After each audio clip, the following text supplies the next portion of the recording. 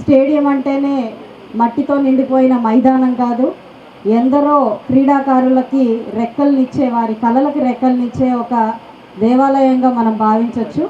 అలాంటి ఈ స్టేడియంకి ఈరోజు వాటి అభివృద్ధి కార్యక్రమంలో ముందుకు వెళ్ళడం అనేది చాలా ఆనందకరమైన విషయం.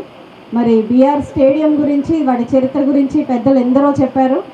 అయితే ఈ స్టేడియం పీటీ ఉషా లాంటి అద్భుతమైన క్రీడాకారునికి తనెవరో తాను గుర్తించే ఒక గుర్తింపుగా ఈ గ్రౌండ్ నిలిచింది. ఎన్నో రంజీస్ ట్రోఫీల్ని ఈ గ్రౌండ్ చూసింది. అలాంటి వైభవపేతమైన బీఆర్ స్టేడియం మరి ఆదరణకు కరువై ఎన్నోసార్లు నజీర్ అహ్మద్ గారు రివ్యూ మీటింగ్లో కూర్చున్నప్పుడు ఆ ఫోటోలు చూపించేవాళ్ళు. బీఆర్ స్టేడియం శిథిలావస్థలో ఉండడం, ఈ స్టేడియంలో కుక్కలు తిరుగుతున్నాయని చెప్పి బాధపడడం, ఇలా అనేక మార్లు ఆయన ఆవేదన గౌరవ కేంద్ర మంత్రివర్యులకి చెప్పడం కానివ్వండి, కమిషనర్ గారి దృష్టికి, కలెక్టర్ గారి దృష్టికి, మా సమక్షంలో అనేక వాళ్ళు తీసుకురావడం మేమందరం